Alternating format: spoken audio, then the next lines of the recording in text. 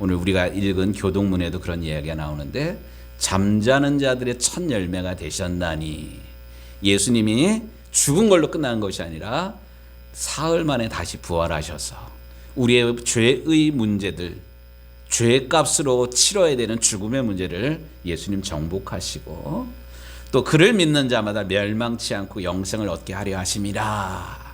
그를 믿는 자는 살아도 죽지 않고 또 살아서 나를 믿는 자는 영원히 살리라 하신 이 말씀이 부활이 생명이 우리에게 실제로 나타나야만 합니다. 그래서 예수님을 복음이라고 정의할 수가 있습니다. 내가 곧 길이요 진리요 생명이니 예수님은 복음이십니다. 복음이신 예수님을 만나게 될 때 능력이 나타납니다. 능력. 신약 성경에서 능력이라는 그런 단어가 듀나미스라는 그런 단어입니다. 이 듀나미스라는 단어에서 파생된 단어가 우리가 잘 알고 있는 다이너마이트라는 단어가 이 듀나미스라는 단어에서 나왔어요.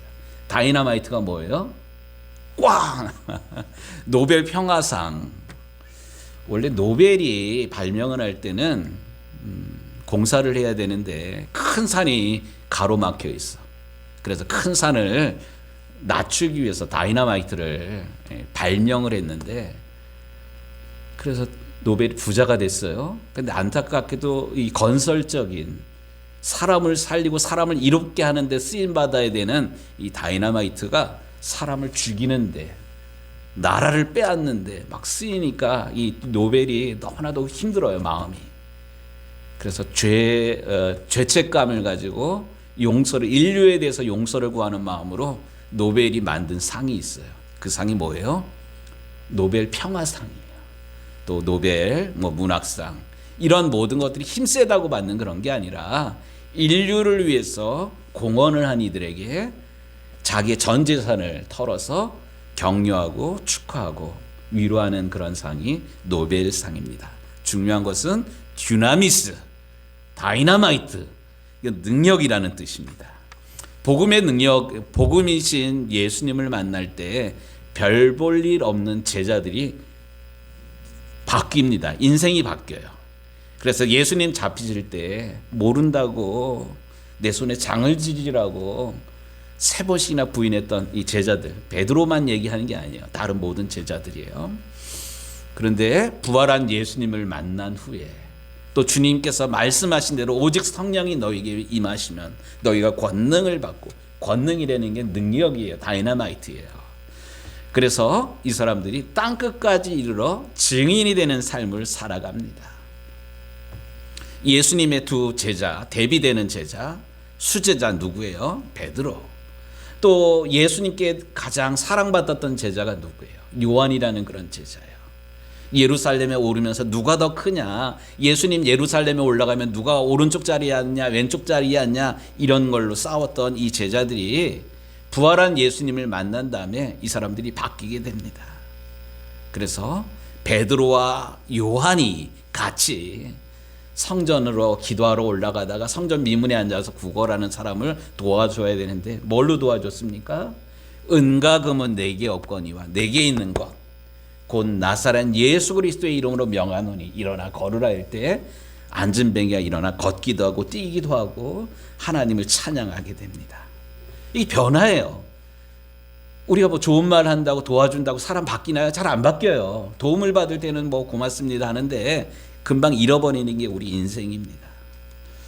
또 이렇게 모인 초대 교회 교인들, 맨 처음에는 120명이 모였고 또 모여서 기도하는 동안에 성령 충만해졌고 또 방언도 하고 막 이러는 역사가 나타나는데 그 중에 하나가 뭐냐면 네 거 내 거 가리지 않고 자기의 소유를 팔아 교회에 내놓고 필요에 따라서 나눠주는, 믿는 무리가 한 마음 한 뜻이 되어 모든 물건을 서로 통용하고. 이건 정치적으로 이루는 나라가 아니에요. 공산주의 나라 이런 거 힘으로 정권으로 정치적으로 해결하는 그런 게 아니라 성령 충만하게 될 때 네 거 내 거 가리지 않고 받은 은혜대로 나누는 이런 모습. 스데반이 돌을 맞아 죽었습니다. 돌을 맞아 죽은 이후에 교회에 대대적인 박해가 일어났어요. 그래서 사람들이 할 수 없이 흩어졌는데 흩어진 사람들이 다니면서 뭐 했습니까? 전도했어요. 흩어진 평신도들이 흩어진 교인들이 나가서 나 예수 믿는다는 걸 숨기고 꼭꼭 입 닫아버리는 게 아니라 예수 그리스도가 바로 주시라는 것을 전도하게 됩니다. 이렇게 전도하게 될 때 이 복음의 지경이 넓어집니다. 유대인들뿐 아니라 이방인들에게도 복음이 전해지게 됩니다. 그럴 때 하나님께서는 핍박자 사울을 만나 주심으로 인해서 우리 주님께서 사울아 사울아 네가 어찌하여 나를 핍박하느냐 누구십니까? 나는 네가 핍박하는 예수니라. 이렇게 핍박자 사울을 만나 주심으로 인해서 이 사울이 이방인들에게 복음을 전하는 전도자가 됩니다. 이렇게 복음의 지경은 점점 넓어져서 예루살렘을 넘어서 사마리아 또 땅끝까지 이르러 또 복음이 확산됩니다. 그런 가운데 예루살렘 교회를 넘어서 지금 안디옥이라는 지역에 교회가 생겨났어요. 비로소 안디옥이라는 교회를 통해서 그리스도인이라는 이름으로 불려지게 되었습니다. 그런 가운데 오늘 우리가 읽은 본문의 말씀 13장 1절의 말씀입니다. 오늘 본격적인 복음의 확산에 안디옥 교회가 쓰임을 받았는데 안디옥 교회의 일꾼들의 모습이 나와요. 일꾼들의 이름이 나옵니다. 13장 1절의 말씀에 보니까 안디옥 교회에 선지자들과 교사들이 있으니 곧 바나바와 니게르라고 하는 시몬과 구레네 사람 루기오와 분봉왕 헤롯의 젖동생 마나엔과 및 사울이라. 여기 안디옥 교회의 사람들, 안디옥 교회의 일꾼들, 기둥같이 쓰임 받았던 사람들의 이름이 나와요. 자세하게는 알 수는 없지만 몇몇 사실을 통해서 이 사람들이 어떤 사람인가를 추정할 수는 있어요. 바나바, 본명은 요셉이고요. 별명이 바나바예요. 바나바가 뭔 뜻이냐? 위로의 아들, 격려의 사람. 다른 사람들을 잘 도와주고 다른 사람의 이야기를 잘 들어주는 그런 사람이에요. 뿐만 아니라 자기가 받은 은혜를 가지고 자기의 재산을 팔아서 교회에 솔선수범했던 그런 사람. 심지어 사울이라는 사람이 회심을 해가지고 예수를 믿게 됐는데 이 예수를 믿게 된 사울을 사람들이 의심하고 잘 받아주지 않는 그런 거예요. 근데 이럴 때 바나바가 사울의 보증인이 됩니다. 그래서 교회 안에 자리를 잡도록 잘 도와주는 사람이 바나바였습니다. 두 번째 사람 니게르라고 하는 시몬과 시몬, 성경에 시몬이라는 이름의 사람이 꽤 여러 등장을 합니다. 그 중에 오늘 등장하는 시몬은 니게르 사람 시몬. 그러니까 니게르라는 단어가 형용사가 앞에 붙어요. 이 사람은 뭔 뜻이냐면 니그로 뭐 이런 뜻이에요. 우리 오늘날식으로 얘기하면 니그로는 뭔 뜻일까요? 흑인이라는 뜻이에요. 얼굴이 검다. 뭐 피부색을 가지고 사람을 분류하면 사실 안 되는데 니그루. 그러니까 우리도 뭐 제가 이제 어제 버스 타고 어저께 서울에 공부하는 게 있어서 갔다 이렇게 왔는데 우르르 판교에서 갈아타는데 외국인 노동자들이 이렇게 왔어요. 차를 탔어요. 서로 자리 막 차지하려고 그랬는데 저는 어제 다행히 자리를 잡고 앉았는데 내 옆에 한 자리가 남았어요. 그러니까 여기 어쨌든 외국인 청년이 앉았어요. 그랬더니만 한 8명이 쫙 이렇게 둘러. 그러니까 근데 이 친구들 나이는 젊어 보이는데 수염이 이렇게 나고 뭐 이러잖아요. 나이를 분간을 못 하겠는 거야. 딱 보면 알아요. 대강 어디서 온 친구들인지. 근데 우리가 뭐 지역의 식당에 들어가도 버스를 타도 이 외국인들 이렇게 보게 되는데 한국 사람들이랑 달라요. 그러면 은연중에 미국 사람을 대할 때랑 동남아 사람을 대할 때랑 우리의 마음이 좀 달라요, 사실. 무시하는 그런 마음들이 없지 않아 있어요. 니그로가 이런 뜻이에요. 니게르라는 뜻이 아프리카에서 온 사람이에요. 그런데 어떤 사람들은 이 시몬을 구레네 사람 시몬이라고 이야기하기도 하는데 명확하지는 않아요. 구레네 사람 시몬이 누군가요? 예수님 십자가 지고 갈보리 올라갈 때 대신 십자가 지고 올라가라 그랬던 사람이잖아요. 왜 십자가를 지고 올라가라 했을까요? 만만하니까 그런가. 만만하니까. 니그로, 니게르 뭐 이런 사람. 또 이어지는 사람이 누구냐 하면 구레네 사람 루기오와, 여기 구레네 사람. 그러고 보면 구레네 시몬과 구레네 사람 루기오 뭐 같은 고향 사람일 수도 있겠네요. 어쨌든 그 얼굴이 검은 사람, 뭐 어떻게 보면 우리 지역에 우리 지역으로 얘기한다면 동남아 사람 뭐 이런 개념이에요. 아프리카 사람. 주류 계층에 들지 않는 그런 사람이에요. 그런데 여기 특이하게 누가 등장을 하냐면 헤롯의 젖동생 마나엔과, 여기 헤롯이라는 사람이 나오는데, 헤롯 어디서 듣던 이름이네요. 누구예요? 왕. 왕이잖아요. 그러니까 제가 언젠가 말씀드렸지만 성경에 헤롯이 뭐 헤롯 안티파스, 헤롯 뭐 이런 4명이 등장한다 그랬었잖아요. 근데 중요한 거는 누군지는 잘 몰라. 하지만 왕족이야. 또 여기 젖동생이라 그러는데, 젖동생 이 뭔 말일까요? 배달은 그래도 왕족인데 이게 뭔 말이냐면 유모 그러니까 우리 옛날에 젖동량하고 뭐 이랬었잖아요. 왕족은 아니지만 엄마가 유모가 되어가지고 그 왕자 젖을 먹이고 왕자가 먹는 젖을 나도 먹고 뭐 이러니까 권력의 핵심은 아니더라도 권력의 언저리에 있었던 그런 사람이에요. 또 한 사람이 누구냐? 사울. 우리가 잘 알고 있는 사울. 사울이 누구예요? 핍박자예요. 예수님 믿는 사람들 잡아 죽이러 다녔던. 근데 가만히 보면 바나바라는 사람을 빼고는 다 조심스러운 사람이야. 우리의 시각으로 본다면 아프리카 사람이고 또 핍박자였고 또 더군다나 그나마 좀 나은 사람이 있다면 헤롯의 젖동생. 이건 또 성격이 좀 다른 뭐 권력이랑 친한 그런 사람. 그러니까 이런 사람 4명 5명이 등장하고 있는데 그 어디에도 이 5사람이 공통점이 전혀 없어요. 어떻게 보면 교회에서 이렇게 큰 소리 낼 수 있는 그런 사람이고요. 내가 헌금 많이 했다. 나는 주먹을 쓴다. 나는 나랑 뭐 같은 고향 사람들이 있기 때문에 뭐 이렇다 하면서 큰 소리를 낼 수 있는 그런 상황인데, 이런 4명 5명이 초대교회 안디옥 교회 지도자들로 세워졌다는 그런 사실입니다. 이 안디옥 교회 모든 사람들은 출신이나 성향이나 공통점보다는 이질적인 거, 어떻게 보면 위험한 요소들이 많음에도 불구하고 이 사람들을 하나로 묶는 공통점이 있다는 사실이에요. 그게 뭐냐면 예수 믿고 인생이 바뀐 사람들이라는 사실이에요. 아까 복음이라는 디나미스라 그랬잖아요. 다이너마이트라 그랬잖아요. 예수를 믿은 다음에 이 사람들이 사람이 바뀌게 됐다는 사실이에요. 내 기득권을 주장하는 것도 아니고 내 목소리를 키우는 것도 아니고 내가 헌신했던 그런 경력을 자랑하는 것이 아니라 한 교회 공동체 안에서 서로의 약함을, 서로의 부족함을 채워가는 아름다운 그런 공동체를 이루어갔다는 사실입니다.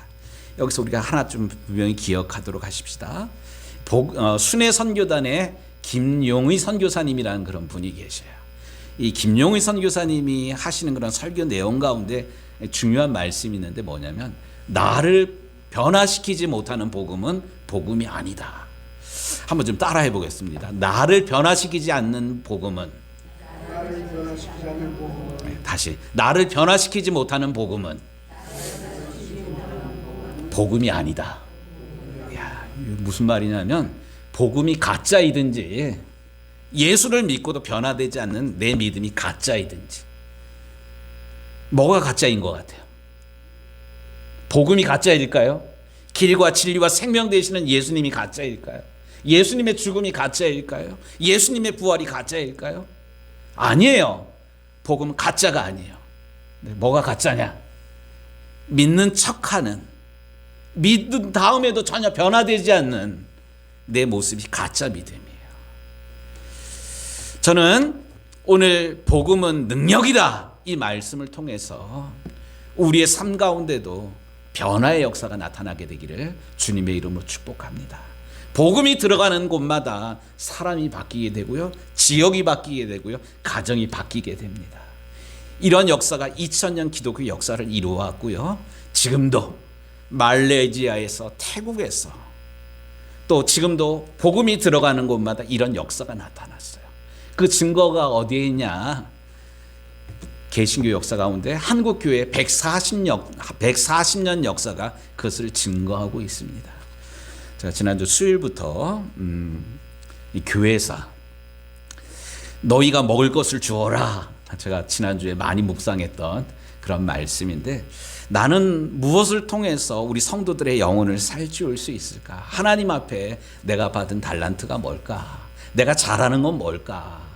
이렇게 하나님 앞에 묻고 물으면서 하나님께서 저에게 특별하게 다른 목사님들보다 더 훈련시켜 주신 그런 부분이 있는데, 교회사 영역을, 한국 교회사 영역을 제가 더 관심 갖게 하셨고요, 더 열심히 공부하게 하셨어요.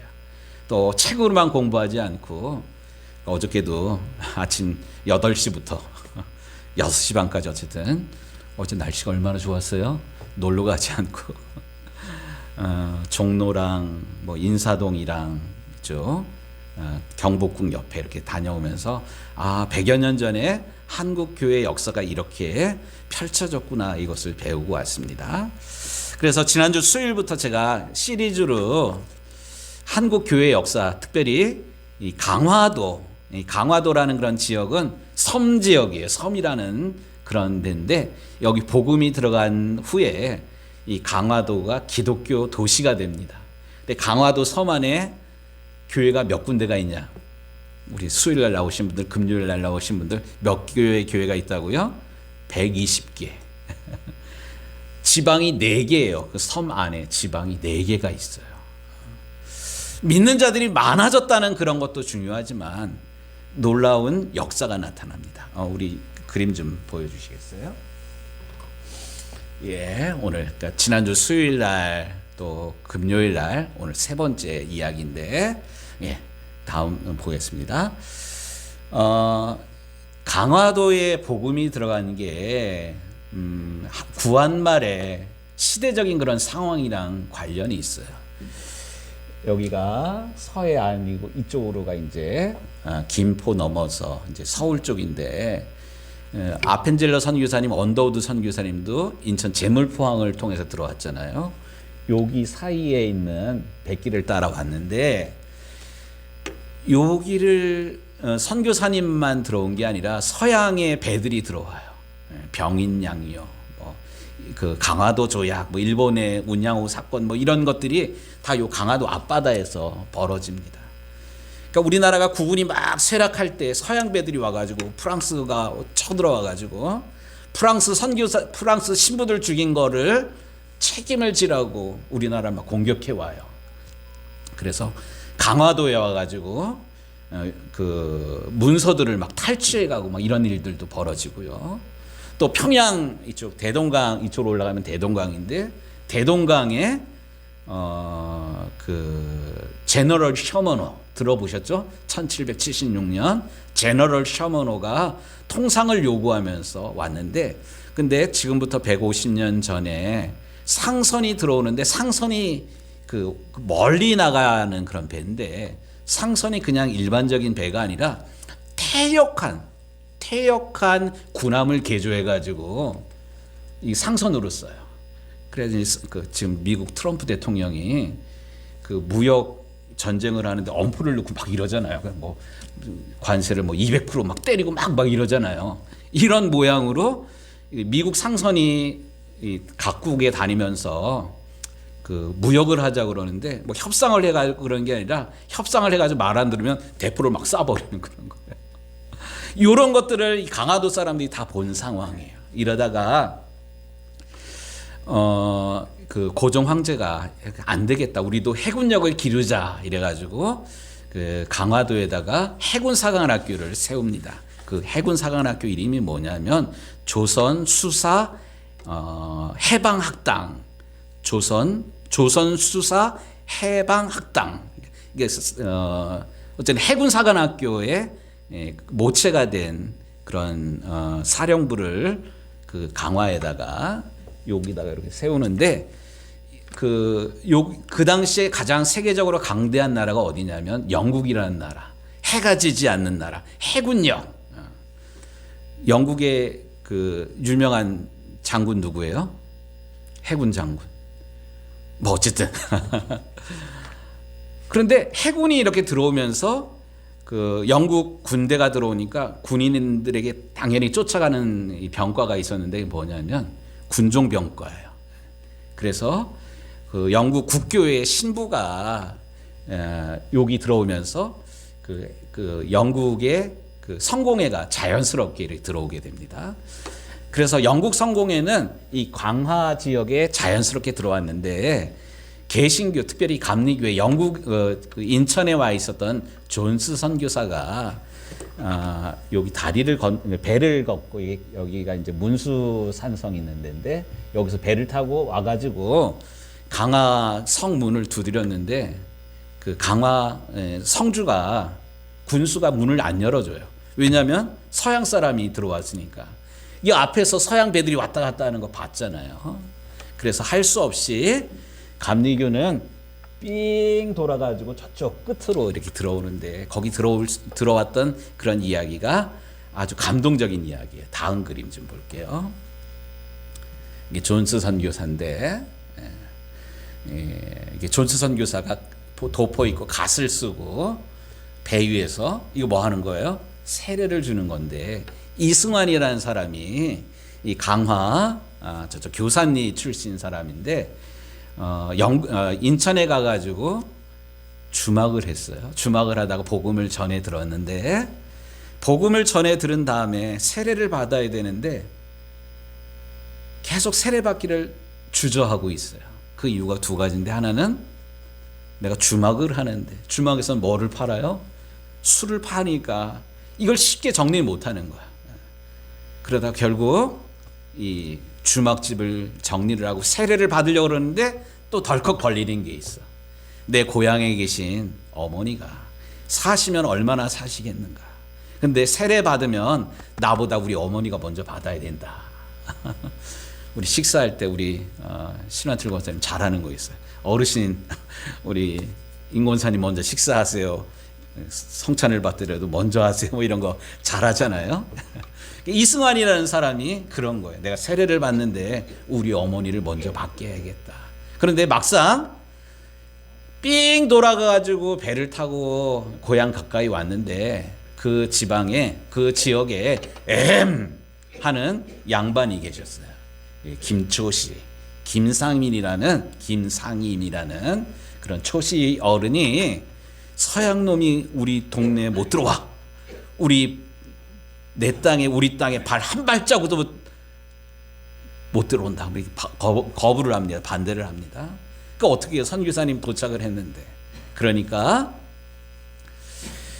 이 이승환이라는 사람이 꾀를 내서 달밤에 집에 가가지고 어머니를 모시고 뻘을 밟고 존스 선교사가 머물고 있는 배에 올라가지고 어머니부터 세례를 받게요. 달밤에. 이거 아주 감동적인 그런 이야기거든요. 그래서 생겨난 교회 공동체가 그 교산교회가 이제 생겨났는데 교산교회가 이승환이라는 사람만 작용을 한 게 아니라 이 반대했던 김상임이라는 사람. 다음 그림 좀 볼게요. 김상임이라는 사람은 원래 한학이 아주 그 조예가 깊었던 그런 사람이에요. 근데 그 과거를 봐가지고 벼슬로 나가지 않고 동네에서 서당일을 보고 있던 그런 사람이고요. 그리고 그 당시에 이제 책을 열심히 봤는데 정감록이라는 그런 책을 통해서 지금 우리나라가 복잡한 이런 상황에 이 혼란 가운데 있는 우리나라를 구해줄 정도령을 기다리는 거예요. 뭐 그런 거 있잖아요. 이게 그 미래를 꿈꾸는 그런 건데 이 그 정감록에 나오는 이 조선반도의 10개의 그 십승지지, 그러니까 좋은 영적인 기운이 이렇게 뜨거운 그런 지역이 10개가 있을 거다. 뭐 이런 얘기가 그 내용에 나오나 보더라고요. 그래서 십승지래 가지고 뭐 공주, 뭐 전라도 어디, 뭐 봉화, 영주, 뭐 예천, 뭐 경상도 이래 가지고 10곳을 이렇게 찾아다니고 막 이랬던 거예요. 얼마나 목이 말랐으면, 새로운 리더가 필요했으면. 그러다가 아무리 다녀도 발견하지 못한 상태에서 낙심해서 낙향해 가지고 고향에서 훈장 일을 하고 있었는데, 이 서양 아까 도포를 입은 갓은 그 존스 선교사가 한문 성경을 이렇게 내주는 것을 받아보고는 성경을 읽다가 십승지를 찾았어요. 그 십승지가 뭐냐면 지역의 개념이 아니라 십승, 십자가가 결국 이 민족을, 나락으로 떨어진 이 민족을 구원할 유일한 길임을 알게 되고, 이 김초시, 김상임이라는 사람이 맨 처음에는 박해자였는데 자기의 땅을 내놔가지고 교산교회를 개척을 하게 합니다. 그리고 이 김초시가 교회의 중요한 기둥이 됩니다. 이런 일들이 벌어져요.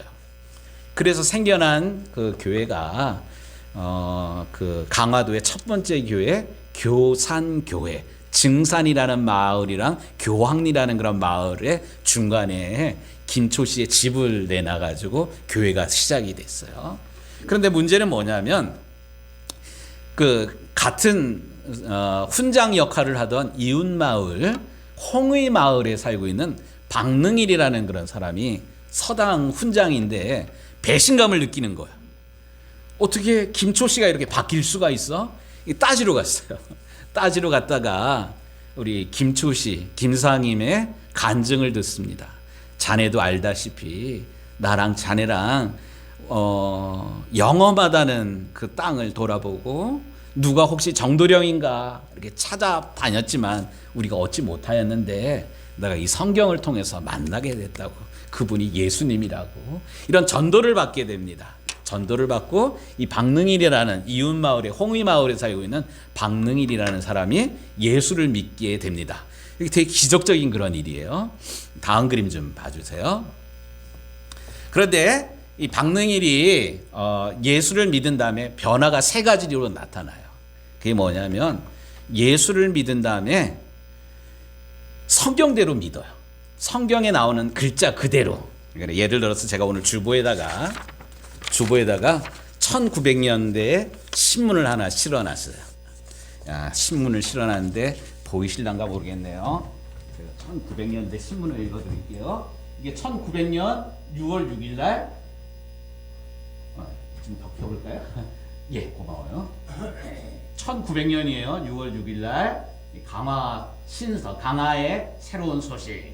양력 4월 분에 강화 홍의교우 종순일 씨가 자기 죄를 하나님께서 용서하여 주심을 깨닫고 무한 감사하며 또 성경 말씀을 생각하고 스스로 가라되, 스스로 이야기하되 하나님께서 나의 천만냥 빚을 탕감하여 주셨으니 나도 남이 나에게 빚진 것을 탕감하여 주리라 하고 빚진 사람들을 모두 청하여 놓고 성경 말씀으로 연설하여 전도한 후에 빚진 문서를 그 사람들 앞에서 즉시 불을 놓으니, 불을 놨다는 거예요. 탕감하여 줌을 입은 자들이 크게 감복하여 영화를 하나님께 찬송하고, 뭐 이런 얘기예요. 그 박능일도 마찬가지고 여기 이제 중순일 뭐 이런 사람이 실제로 성경을 읽는 내용 글자 그대로 읽었던 거예요. 성경에 보면 1만 달란트 빚진 사람이 못 갚으니까 임금이 탕감해 주잖아요. 감사합니다 하고 돌아가는데 자기 친구가 그 빚을, 이 사람한테 빚을 줬어. 100데나리온. 100데나리온이면 100일치 품삯이에요. 작은 건 물론 아니에요. 그런데 1만 달란트 빚을 탕감받았으면 그거 용서해줘도 상관없어요.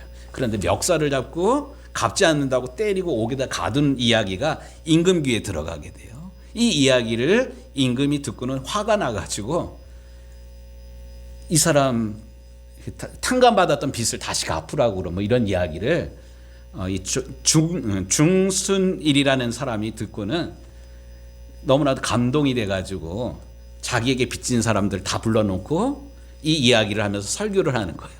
그리고 그 사람들 보는 앞에서 이 그 문서를 그 빚을 이걸 태워버리는 거예요. 야, 이런 일들이 있을까요, 없을까요? 이게 쉽지 않은 일이에요. 이렇게 되니까 이 마을 사람들이 이 중순일이 회심했던 그런 것처럼 회심하게 됩니다. 이게 성경대로 읽는, 성경대로 그 신앙생활하는 것. 또 하나는 뭐냐면 예수님께서 아무든지 나를 따라오려거든 자기를 부인하고 제 십자가를 지고 나를 쫓을 것이니라. 이 말씀을 읽고는 그 서울에 있는 아펜젤러 선교사님을 만나러 가는데 여기 그 강화도로부터 서울에 있는 선교사님을 만나러 갈 때 뭐를 미고 갔냐면 십자가를 미고 갔어요. 왜 십자가를 메고 갔을까요? 예수님 말씀하셨잖아. 아무든지 나를 따라오려거든 자기를 부인하고 제 십자가를 지고 나를 쫓을 것이니라. 그러니까 정말로 글자 그대로 선교사님 만나러 가면서 십자가를 지고 간 거야. 야, 어떻게 보면 어리석은 것 같은데 이렇게 순진했어요. 뿐만 아니라 예수 믿은 다음에 이 사람들이 한 사람 한 사람 예수 믿는 사람들이 늘어나게 되니까 우리 이름을 돌림자로 다 바꿔버렸어요. 이름을. 그러니까 여기 보면 그게 있는데 여기에 그동안 홍의교회 사람들 이름이 쭉 나오는데 끝자가 전부 일자로 나와. 일자. 권문일, 권신일, 권일원, 뭐 어쨌든 권충일, 뭐 김각일, 김경일, 뭐 다 일자예요. 일자 돌림이야. 이 돌림이라는 거는 학렬이 같은 형제라는 그런 의미인데 왜 이렇게 바꿨을까 보니까 우리는 같은 날 한 식구가 된 한 형제다는 그런 의미로 전부 일자로 이름을 이렇게 바꿔버렸어요. 일자 돌림으로. 그리고 가운데 있는 성은 못 바꾸잖아요. 성은 아버지부터 할아버지한테 받은 성이기 때문에 성은 못 바꾸고 대신 성경에 나오는 뭐 좋은 이름들이 있잖아요. 뭐 문자, 이거 믿을 신자, 너그럴 인자, 뭐 청자, 충자, 뭐 이런 거 있잖아요. 해자. 이거는 교인들이랑 같이 좋은 뜻을 이렇게 적어가지고 바구니에다 놓고 이렇게 뽑아가지고 딱 이렇게 하면 이게 내 이름이 되는 거야. 우습죠? 근데 이게 그냥 우스운 게 아니라 이름을 바꾼다라는 것은 내 인생을 바꾸는 그런 의미거든요. 뿐만 아니라 또 하나 아주 독특한 그런 신앙이 있는데 홍의교회 교인들이 유니폼을 해 입었어요. 무슨 유니폼? 하얀색 우리는 두루마기 옷을 해 입잖아요. 백의 민족. 근데 하얀색 옷을 안 입고 전부 먹물을 들여가지고 까만색 옷을 입었어요. 그래서 교회 갈 때 사람들이 쭈루리 이렇게 일렬로 가는 모습 보면서 예수 믿지 않는 사람들이 욕하는 거예요. 저기 검던 개들 지나간다고. 검정 개들 지나간다. 까만 개들 지나간다고. 근데 까만 개가 왜 까만 개냐면 우리는 죄인이라는 그런 뜻으로 우리는 죄인인데 용서받았다. 이런 의미로 검은 옷을 입었는데 이런 의미의 검은 옷인데 믿지 않는 사람들은 저놈들은 애비애미도 없다고. 이 학렬이 같다는 것은 동급인데 할아버지가 아버지가 삼촌이 다 돌림이 같은 거야. 이 애비애미도 없는 나쁜 놈들 뭐 이런 식으로 손가락질을 합니다. 그런데 이 홍의교회가 어쨌든 성경대로 말씀을 읽고 성경에서 가르친 대로 십자가를 지고 선교사님 만나러 가고 빚을 탕감해주고 또 우리는 한 가족이라고 한 형제라고 한 일가라는 그런 의미에서 이름도 바꿔버리고 남이야 손가락질하든 상관없이 우리는 죄인임을 잊지 않으려고 검은 옷을 해 입고 뿐만 아니라 이 당시에 이제 강화라는 지역이 섬 지역일 뿐 아니라 곳곳에 섬들이 많아요. 근데 우리 예수님 말씀하시잖아요. 땅 끝까지 이르러 뭐 하래요? 증인이 되라. 그러니까 뭐 거문도 무슨 도 보름도 뭐 성모도 이 당시에 140년 요때 전에 복음을 전하려고 섬으로 들어갔다는 그런 거예요. 야, 신앙생활을 정말로 이렇게 글자 그대로 신앙생활하는 사람들이 순수한 사람들이구나. 그러니까 이 강화도라는 섬 안에 교회가 몇 개가 생겼어요? 120개가. 이 교회 부흥이 실제로 일어났다는 사실이에요. 이제 말씀을 이제 마무리하도록 하겠습니다. 오늘 우리 시대에 필요한 사람이 어떤 사람일까요? 우리는 이 사람들보다 많이 배웠어요. 에이, 성경을 어떻게 그렇게 글자 그대로 믿냐? 아이, 무식하게. 우리는 판단도 잘해요. 그런데 똑똑하고 지혜롭고 편하게 신앙생활을 하는데도 우리 가운데 능력이 안 나타나고 있어요. 왜 그럴까? 너무 똑똑하기 때문에, 아는 게 많기 때문에, 신앙 따로 말씀 따로 신앙 따로 생활이 따로따로이기 때문에 그렇습니다. 아무쪼록 복음을 접한 사람들에게는 이런 변화가 일어나는데, 오늘 이 시대에 2025년을 살아가고 있는 우리 시대에 잃어버렸던 첫사랑, 순수했던 그런 믿음이 다시 회복이 되기를 원합니다. 뿐만 아니라 각 출신은 각 성향은 다르다 할지라도 다른 점이 드러나지는 게 아니라 우리는 주 안에서 한 믿음의 형제다, 한 자매다라는 마음으로 한 가족처럼 여기는, 초대교회 오늘 안디옥 교회에 있었던 그런 일들처럼, 또 홍의 교회에서 나타났던 그런 일들처럼 서로의 부족함이 보인다면 하나님이 나로 하여금 그것을 채우길 원하신다. 하나님의 마음이 어디에 있을까?